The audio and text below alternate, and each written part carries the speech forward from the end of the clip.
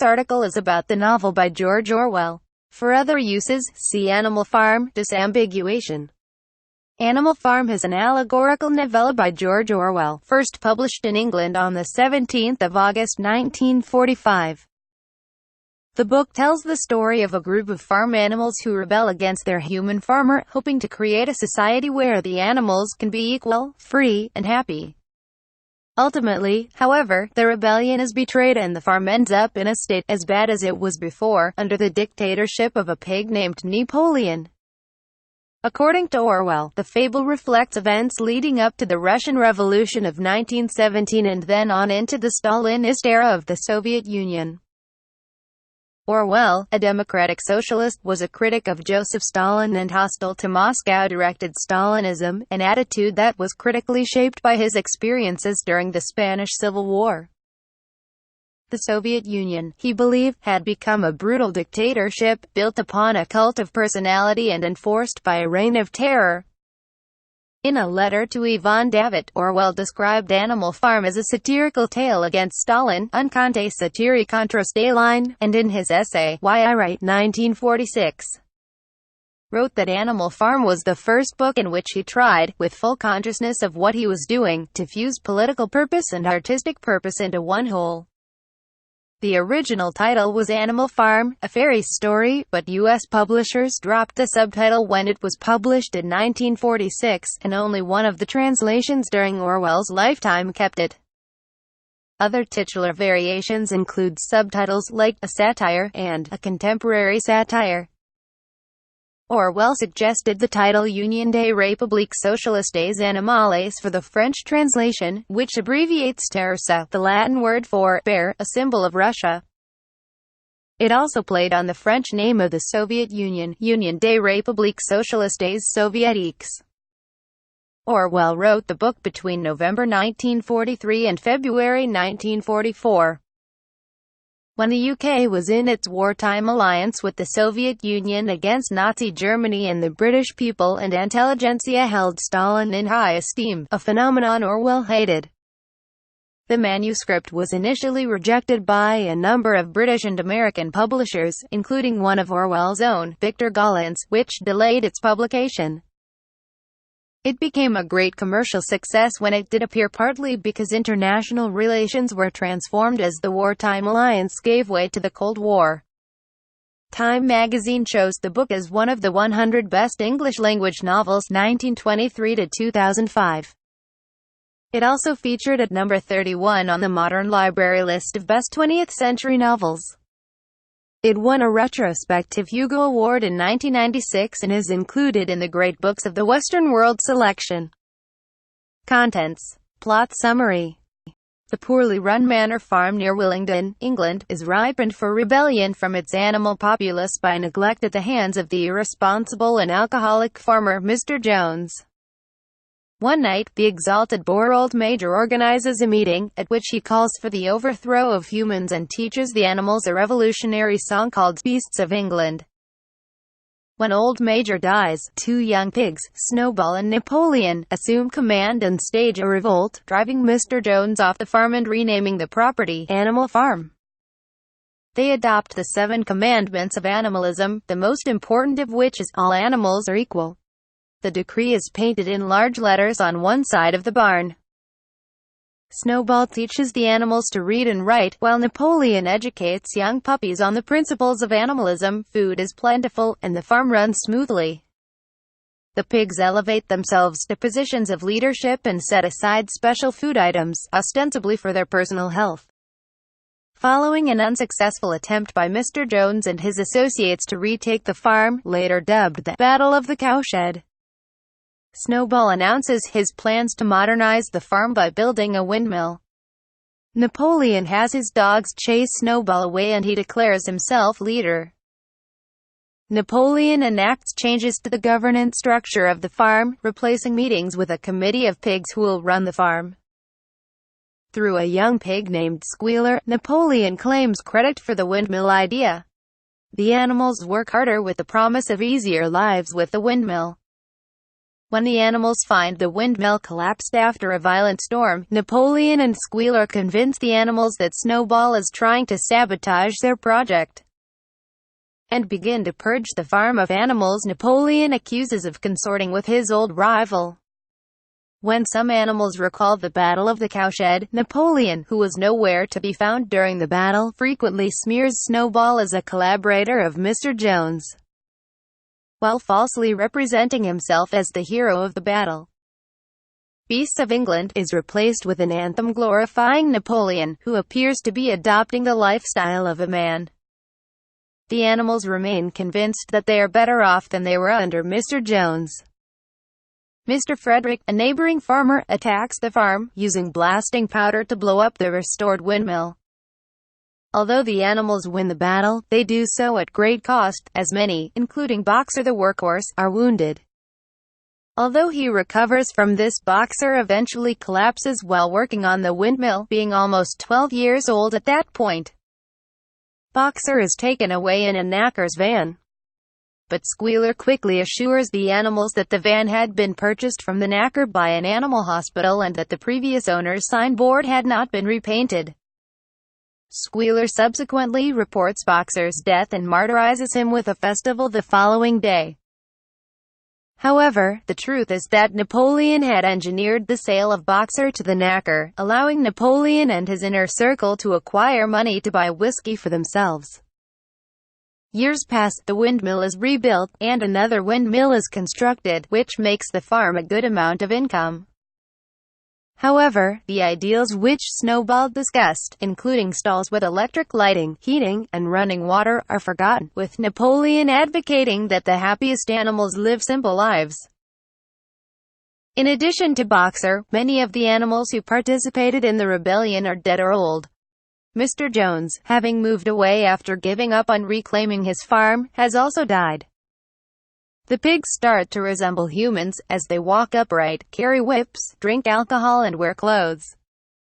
The 7 commandments are abridged to just one phrase: all animals are equal, but some animals are more equal than others, and the maxim, 4 legs good, 2 legs bad, is changed to 4 legs good, 2 legs better. Napoleon holds a dinner party for the pigs and local farmers, with whom he celebrates a new alliance. He abolishes the practice of the revolutionary traditions and restores the name, the Manor Farm. The men and pigs start playing cards, flattering and praising each other while cheating at the game. Both Napoleon and Mr. Pilkington, one of the farmers, play the ace of spades at the same time, and both sides begin fighting loudly over who cheated first. When the animals outside look at the pigs and men, they can no longer distinguish between the two. Characters. Pigs. 1. Old Major, an aged prize middle white boar, provides the inspiration that fuels the rebellion. He is an allegorical combination of Karl Marx, one of the creators of communism, and Vladimir Lenin, the communist leader of the Russian Revolution and the early Soviet nation, in that he draws up the principles of the revolution. His skull being put on revered public display recalls Lenin, whose embalmed body was put on display.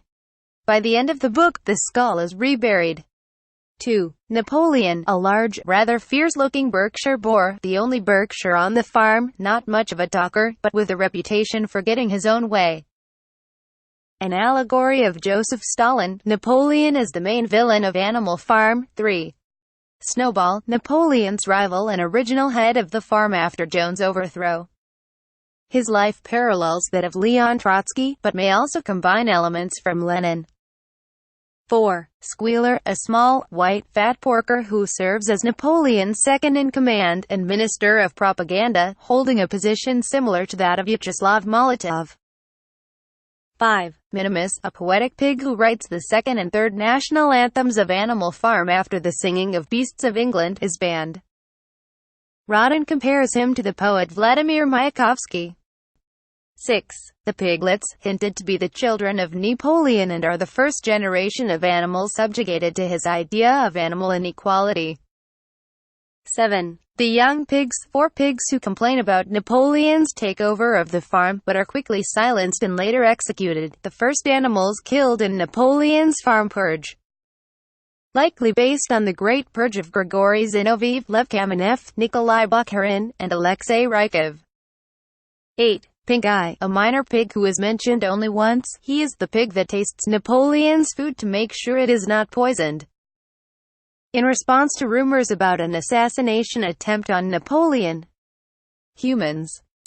1. Mr. Jones, a heavy drinker who is the original owner of Manor Farm, a farm in disrepair with farm hands who often loaf on the job. He is an allegory of Russian Tsar Nicholas II, who abdicated following the February Revolution of 1917 and was murdered, along with the rest of his family, by the Bolsheviks on 17 July 1918. The animals revolt after Jones drinks so much he does not care for them. 2. Mr. Frederick, the tough owner of Pinchfield, a small but well-kept neighboring farm, who briefly enters into an alliance with Napoleon. Animal Farm shares land boundaries with Pinchfield on one side and Foxwood on another, making Animal Farm a buffer zone between the two bickering farmers. The animals of Animal Farm are terrified of Frederick, as rumors abound of him abusing his animals and entertaining himself with cockfighting, a likely allegory for the human rights abuses of Adolf Hitler. Napoleon enters into an alliance with Frederick in order to sell surplus timber that Pilkington also sought, but is enraged to learn Frederick paid him in counterfeit money. Shortly after the swindling, Frederick and his men invade Animal Farm, killing many animals and destroying the windmill. The brief alliance and subsequent invasion may allude to the Molotov-Ribbentrop Pact and Operation Barbarossa. 3. Mr. Pilkington, the easygoing but crafty and well-to-do owner of Foxwood, a large neighboring farm overgrown with weeds. Unlike Frederick, Pilkington is wealthier and owns more land, but his farm is in need of care as opposed to Frederick's smaller but more efficiently run farm. Although on bad terms with Frederick, Pilkington is also concerned about the animal revolution that deposed Jones and worried that this could also happen to him. 4. Mr. Wimper, a man hired by Napoleon to act as the liaison between Animal Farm and human society. At first, he is used to acquire necessities that cannot be produced on the farm, such as dog biscuits and paraffin wax, but later he procures luxuries like alcohol for the pigs. Equines. 1. Boxer, a loyal, kind, dedicated, extremely strong, hard-working, and respectable cart horse, although quite naive and gullible. Boxer does a large share of the physical labor on the farm. He is shown to hold the belief that Napoleon is always right. At one point, he had challenged Squealer's statement that Snowball was always against the welfare of the farm, earning him an attack from Napoleon's dogs. But Boxer's immense strength repels the attack, worrying the pigs that their authority can be challenged. Boxer has been compared to Alexei Stakhanov, a diligent and enthusiastic role model of the Stakhanovite movement. He has been described as faithful and strong. He believes any problem can be solved if he works harder. When Boxer is injured, Napoleon sells him to a local knacker to buy himself whiskey, and Squealer gives a moving account, falsifying Boxer's death. 2. Molly, a self-centered, self-indulgent and vain young white mare who quickly leaves for another farm after the revolution, in a manner similar to those who left Russia after the fall of the Tsar. She is only once mentioned again. 3. Clover, a gentle, caring female horse, who shows concern especially for Boxer, who often pushes himself too hard. Clover can read all the letters of the alphabet but cannot put words together. She seems to catch on to the sly tricks and schemes set up by Napoleon and Squealer. 4. Benjamin, a donkey, one of the oldest, wisest animals on the farm, and one of the few who can read properly. He is skeptical, temperamental and cynical. His most frequent remark is, "Life will go on as it has always gone on, that is, badly." The academic Morris Dickstein has suggested there is a touch of Orwell himself in this creature's timeless skepticism, and indeed, friends called Orwell Donkey George, after his grumbling donkey Benjamin. In Animal Farm. Other animals. 1. Muriel, a wise old goat who is friends with all of the animals on the farm. Similarly to Benjamin, Muriel is one of the few animals on the farm who is not a pig but can read. 2. The puppies, offspring of Jessie and Bluebell. The puppies were taken away at birth by Napoleon and manipulated to serve as his security force. 3. Moses, the raven. Mr. Jones's special pet was a spy and a talebearer, but he was also a clever talker, initially following Mrs. Jones into exile. He reappears several years later and resumes his role of talking but not working. He regales Animal Farm's denizens with tales of a wondrous place beyond the clouds called Sugar Candy Mountain, that happy country where we poor animals shall rest forever from our labors. Orwell portrays established religion as the black raven of priestcraft, promising pie in the sky when you die, and faithfully serving whoever happens to be in power. Napoleon brings the raven back, as Stalin brought back the Russian Orthodox Church. 4. The sheep. They show limited understanding of animalism and the political atmosphere of the farm.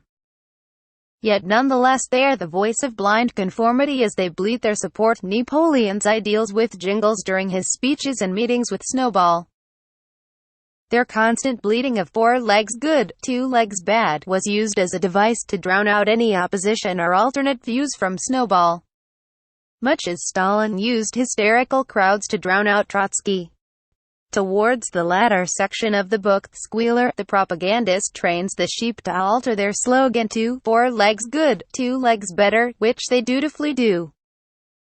5. The hens. The hens are promised at the start of the revolution that they will get to keep their eggs, which are stolen from them under Mr. Jones.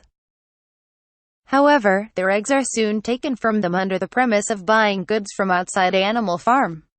The hens are among the first to rebel, albeit unsuccessfully, against Napoleon. 6.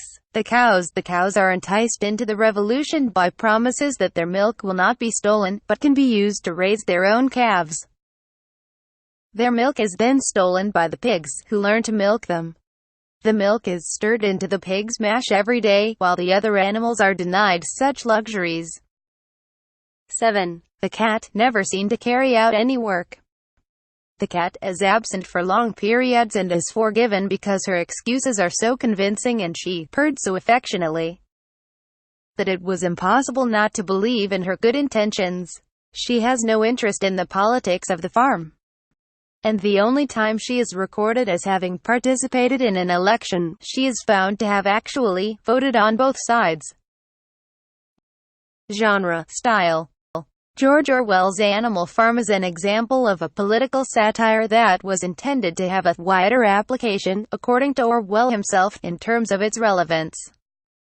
Stylistically, the work shares many similarities with some of Orwell's other works, most notably 1984, as both have been considered works of Swiftian satire. Furthermore, these two prominent works seem to suggest Orwell's bleak view of the future for humanity.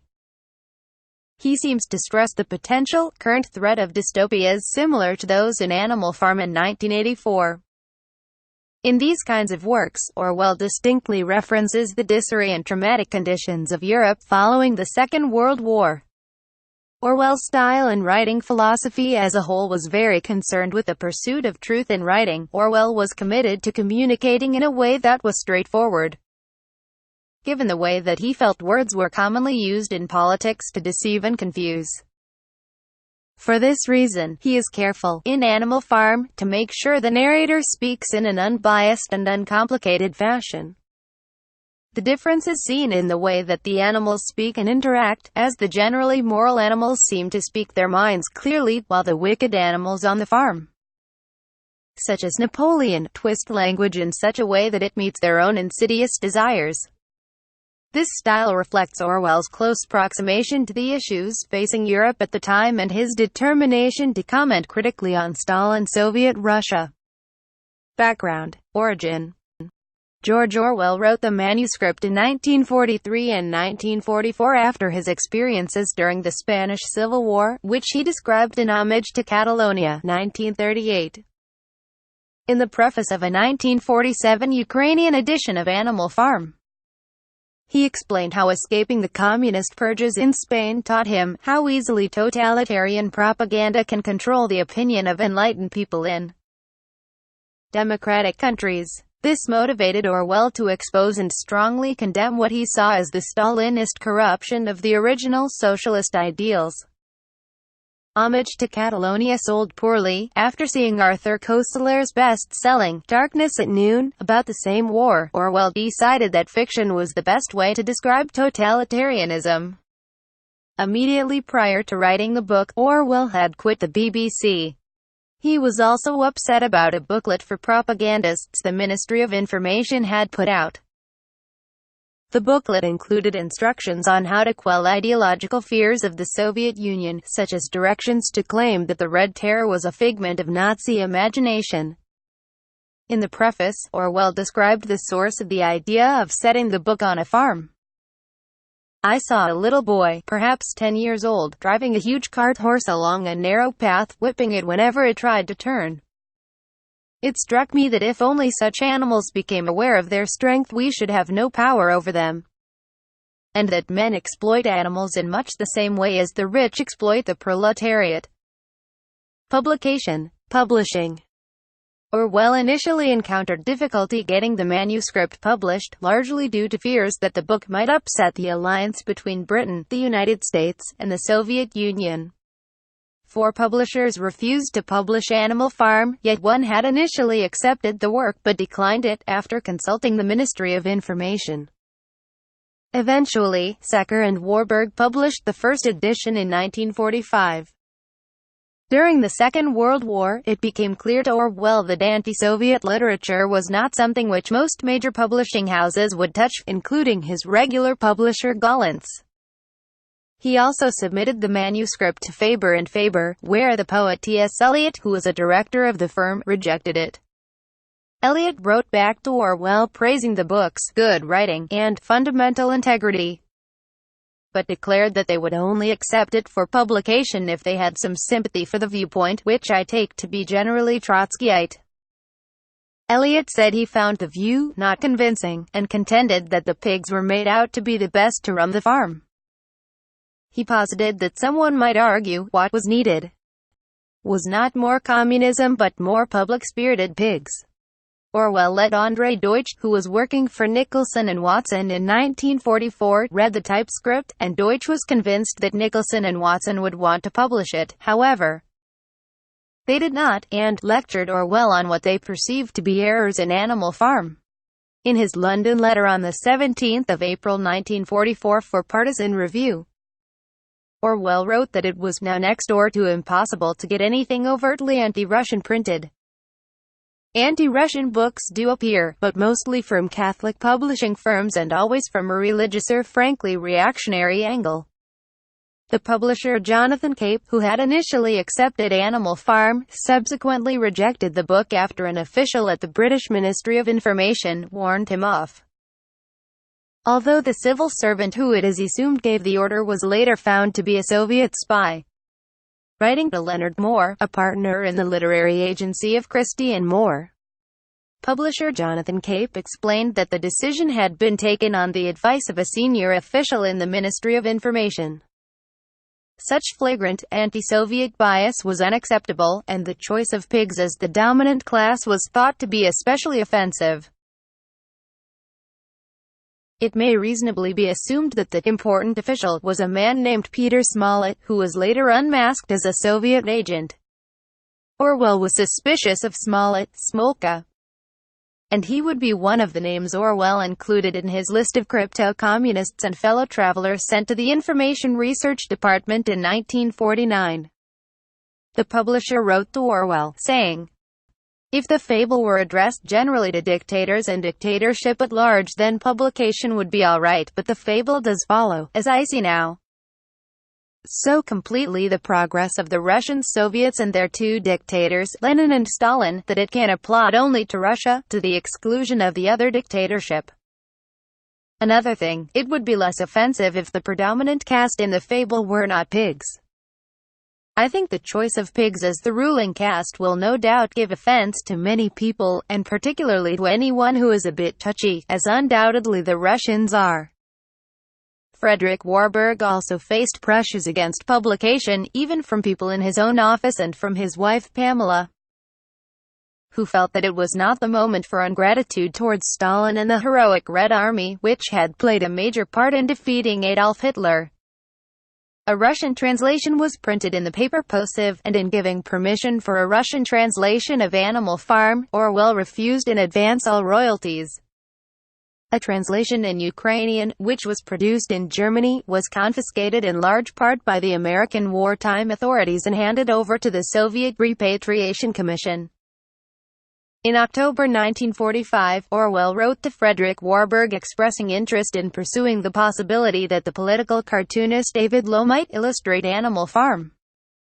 Low had written a letter saying that he had had a good time with Animal Farm, an excellent bit of satire, it would illustrate perfectly. Nothing came of this, and a trial issue produced by Secker and Warburg in 1956 illustrated by John Driver was abandoned.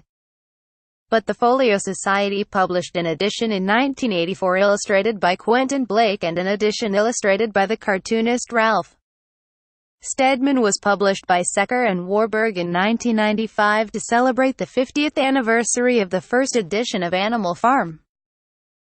Preface. Orwell originally wrote a preface complaining about British self-censorship and how the British people were suppressing criticism of the USSR, their World War II ally. The sinister fact about literary censorship in England is that it is largely voluntary. Things are kept right out of the British press, not because the government intervenes but because of a general tacit agreement that it wouldn't do to mention that particular fact. Although the first edition allowed space for the preface, it was not included, and as of June 2009 most editions of the book have not included it. Secker and Warburg published the first edition of Animal Farm in 1945 without an introduction. However, the publisher had provided space for a preface and the author's proof composited from the manuscript. For reasons unknown, no preface was supplied, and the page numbers had to be renumbered at the last minute. In 1972, Ian Angus found the original typescript titled The Freedom of the Press, and Bernard Crick published it, together with his own introduction, in the Times Literary Supplement on 15 September 1972 as How the Essay Came to be Written. Orwell's essay criticized British self-censorship by the press, specifically the suppression of unflattering descriptions of Stalin and the Soviet government. The same essay also appeared in the Italian 1976 edition of Animal Farm with another introduction by Crick, claiming to be the first edition with a preface. Other publishers were still declining to publish it. Reception. Contemporary reviews of the work were not universally positive. Writing in the American New Republic magazine, George Orwell expressed his disappointment in the book, writing that it puzzled and saddened me. It seemed on the whole dull. The allegory turned out to be a creaking machine for saying in a clumsy way things that have been said better directly. Orwell believed that the animals were not consistent enough with their real-world inspirations, and said, "It seems to me that the failure of this book commercially, it is already assured of tremendous success, arises from the fact that the satire deals not with something the author has experienced, but rather with stereotyped ideas about a country which he probably does not know very well." The Guardian on 24 August 1945 called Animal Farm a delightfully humorous and caustic satire on the rule of the many by the few. Tosco 5L, writing in Tribune on the same day, called the book a gentle satire on a certain state and on the illusions of an age which may already be behind us. Julian Simons responded, on 7 September, "Should we not expect, in Tribune at least, acknowledgement of the fact that it is a satire not at all gentle upon a particular state, Soviet Russia? It seems to me that a reviewer should have the courage to identify Napoleon with Stalin, and Snowball with Trotsky, and express an opinion favorable or unfavorable to the author, upon a political ground. In 100 years' time perhaps, Animal Farm may be simply a fairy story. Today it is a political satire with a good deal of point. Animal Farm has been subject to much comment in the decades since these early remarks.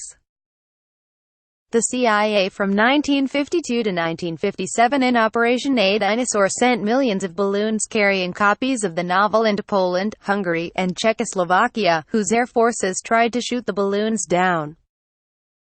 Time magazine chose Animal Farm as one of the 100 best English-language novels 1923 to 2005. It also featured at number 31 on the Modern Library list of best 20th-century novels. It won a retrospective Hugo Award in 1996 and is included in the Great Books of the Western World selection. Popular reading in schools. A 2016 UK poll saw Animal Farm ranked the nation's favorite book from school. Furthermore, Animal Farm has also faced an array of challenges in school settings around the U.S. The following are examples of this controversy that has existed around Orwell's work. 1. John Birch Society in Wisconsin challenged the reading of Animal Farm in 1965 because of its reference to masses revolting. 2. New York State English Council's Committee on Defense Against Censorship found that in 1968 Animal Farm had been widely deemed a problem book. 3.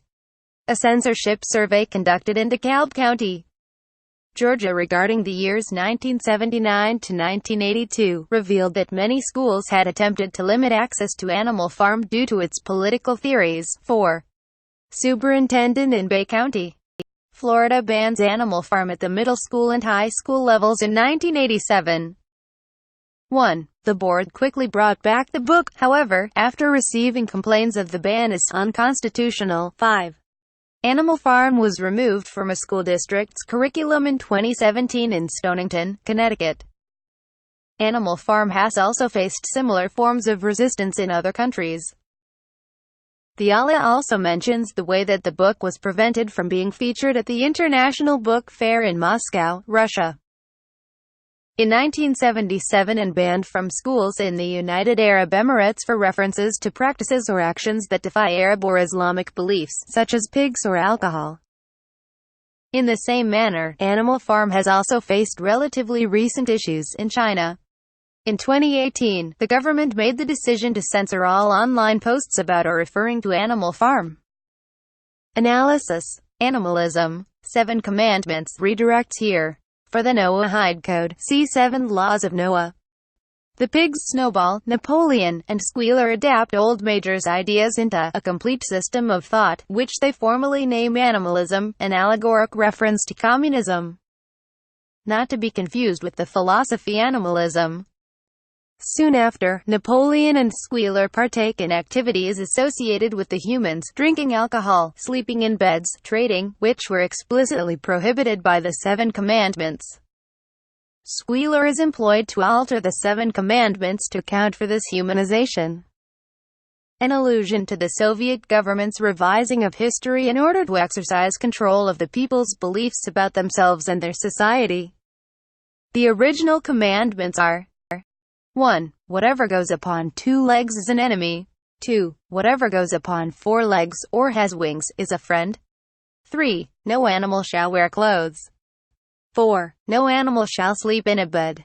5. No animal shall drink alcohol. 6. No animal shall kill any other animal. 7. All animals are equal.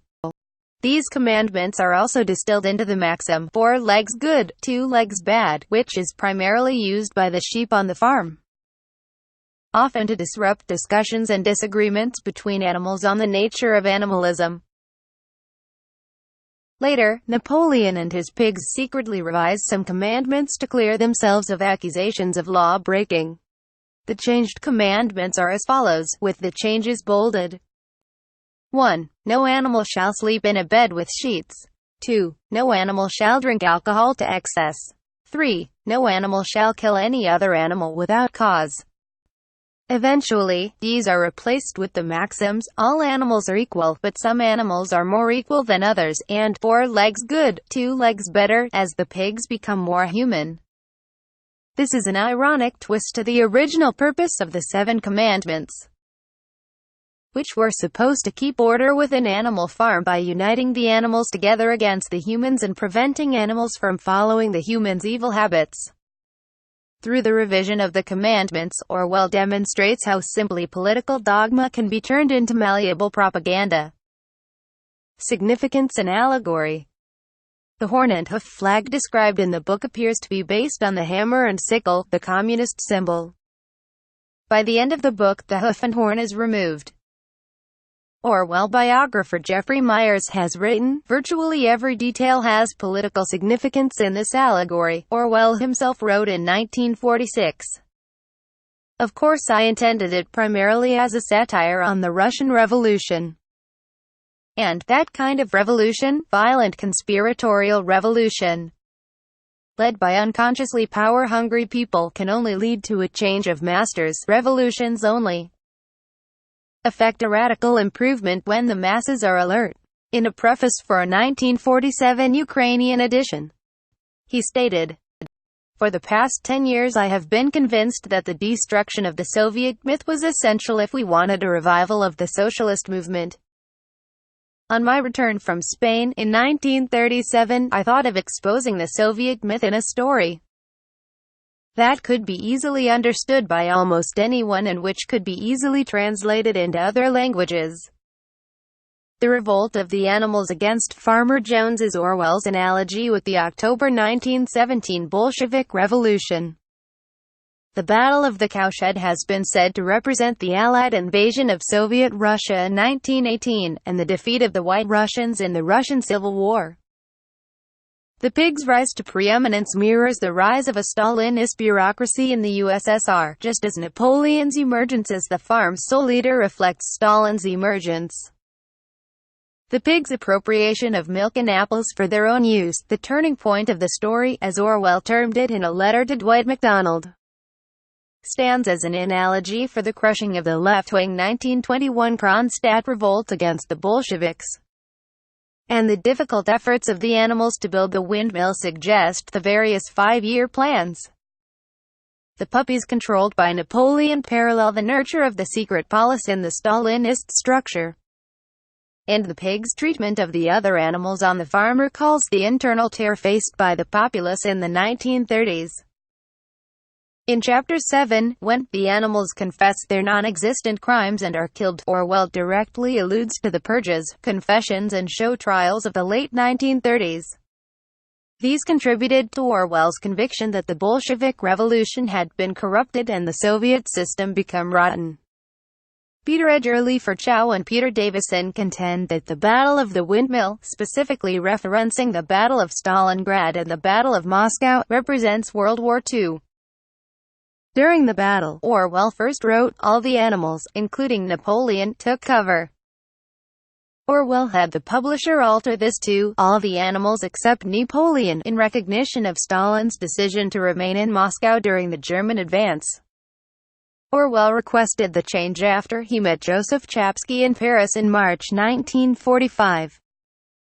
Chapsky, a survivor of the Katyn massacre and an opponent of the Soviet regime, told Orwell, as Orwell wrote to Arthur Koestler, that it had been the character and greatness of Stalin that saved Russia from the German invasion.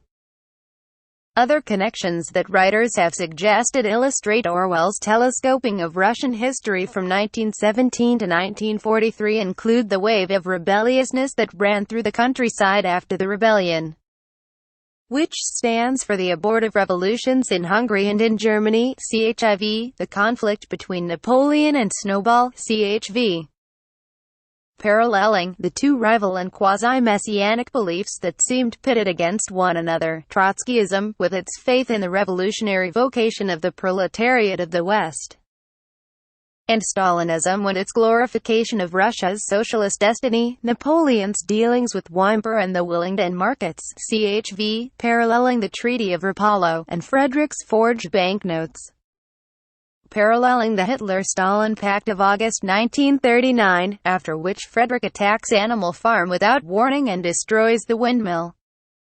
The book's close, with the pigs and men in a kind of rapprochement, reflected Orwell's view of the 1943 Tehran Conference that seemed to display the establishment of the best possible relations between the USSR and the West, but in reality were destined, as Orwell presciently predicted, to continue to unravel.